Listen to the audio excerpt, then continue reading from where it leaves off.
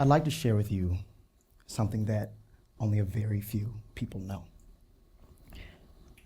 So I'm staring at this letter. I had just been de-accepted from Stanford University. What? I didn't know it could happen. It was because of a grade in physics. Quite frankly, I was pissed and I was confused and I was embarrassed because, just months earlier I had gotten my official acceptance letter from Stanford. Days earlier, I had given my graduation speech in front of 4,000 people. My community was expecting me to go west, and here with all my bags packed, suddenly I had nowhere to go because of physics. Which is funny because I wanted to go to Stanford to study how to alleviate urban poverty. But right in front of my eyes, my dream was vanishing. But there was one more sentence in that letter. It said, take a year off, retake physics, and then I could be a freshman next year. Okay, so now we're getting somewhere. And what I didn't realize at the time, though, and what Stanford didn't realize, was that this year off would become my year on. And so I would spend my year off, or my year on, in two different places. Morehouse College, where Martin Luther King graduated, and then semester at Sea. And I left with two missions. One, regain my acceptance back to Stanford University, and two, make a video about the journey that was about to happen. So what did I do during this gap year? In total, I ventured over 30,000 miles.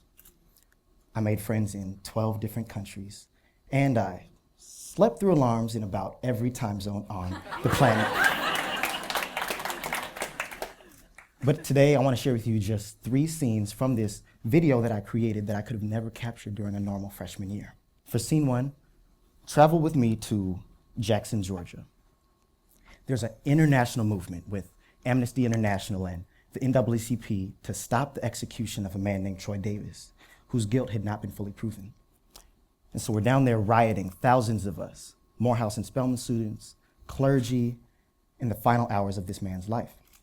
Yet, all I can think about is this physics test I have tomorrow at Morehouse. Picture this, there's a quarter-mile-long line of SWAT officers with guns pointed right at us. There's police copters buzzing around our heads, and all I can think about is this physics test. So we chant for hours. Too much doubt. Let Troy out. But finally, he was pronounced dead. And you could see people start to tear up. And right at that moment, that physics test, I had forgotten all about it because I realized Newton's third law couldn't do anything to save Troy's life. And I realized that, we can study all we want, but what good is book knowledge if we don't use it to make a tangible impact on the world? And so right there in the heat of battle, I learned that sometimes we need to put down our books and pick up our beliefs. So now travel with me from scene 1 to scene 2 in Hong Kong. So my friends and I are in this huge audience in this crowd circle watching a hip-hop dance battle between 2 Asian guys in the middle, right? And so, we're grooving and we're clapping, we're watching what's going on in the middle, and then the dancer sees me. We make eye contact. He tries to call me into the circle, and I'm like, no. Because looking at me, you might think I could dance. Let me tell you, I can't dance. But I feel a push behind me. I'm in the middle of the circle. It's too late to run anywhere. I was trapped. I was in the zone. And so the dancer hits a move. And he points at me, and this happened.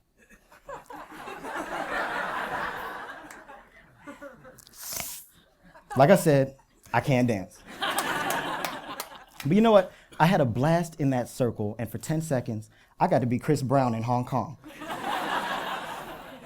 And in Hong Kong, in the middle of that dance circle, I learned that while a little bit scarier, life is so much more fun inside the discomfort zone. So now travel with me from scene 2 to scene 3, finally in Accra, Ghana. It's biblically hot. I'm humid, I'm homesick, and my friend and I are completely lost. So what happens is, I'm in the middle of my year on, and I'm starting to wonder why had fate sent me on this journey in the first place. And the answer came from Ghana. So we finally found a bus that would take us from Accra to Cape Coast to the slave castle, and we're sitting down, and on boards this woman with a Bible. and she's standing still in the middle of this aisle, and she begins to preach in English and Twi. And apparently bus preaching is like a Ghanaian tradition I didn't know about. What she says in the end of this very beautiful sermon, honor your father and mother. This is the first commandment. And so we arrive at the castles, and I immediately get goosebumps because it was like I was looking back in time. It was almost as if I could see my great-great-great-grandparents boarding that vessel from Africa to America across the Atlantic. And then I had an epiphany. I had just sailed from America back to Africa, which was a complete reversal of the dreaded Middle Passage. And while they sailed towards their enslavement, I had just sailed towards my liberation. And where I was once chained by a half sense of identity, I was finally whole. And half a world away from Eden Prairie, Minnesota, where this very journey began, I was finally home. So I said a prayer, thank God, and honor my parents of past and present, just like the Trotro preacher had preached. And so in Ghana, I learned that sometimes you need to be lost to find yourself. And so now my journey was over. I was back in this very port, and I had sailed back into the arms of my own mom and dad. But in fact, the adventure is just now beginning. Currently, I'm working with leaders at Stanford University to engineer their first ever gap year program that would enable pre-freshman students to study and learn and travel internationally before starting college, just like my year-on allowed me to do. And it's funny because experience is such a powerful educating force. Remember when I got that letter, I wanted to go and study urban poverty. But my year-on, in fact, allowed me to see and feel poverty in the favelas of Rio and in the, townships of Cape Town, in the hoods of Atlanta. Because textbooks can't teach everything, like they can't teach empathy. They certainly can't teach experience.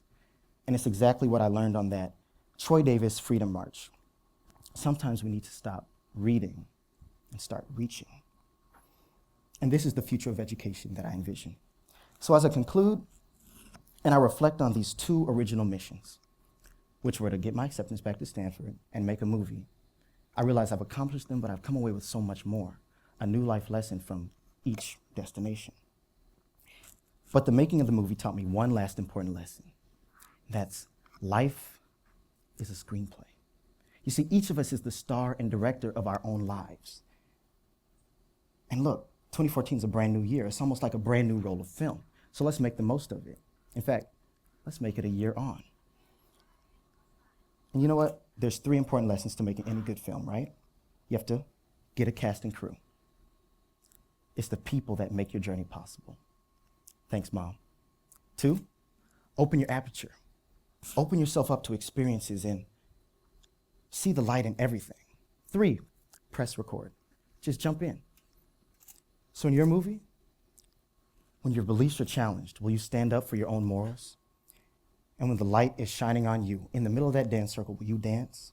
And then when you're lost in the middle of nowhere, will you turn back or will you keep going the distance? Every day is an opportunity for a brand new adventure. So what will you do this year? Thank you.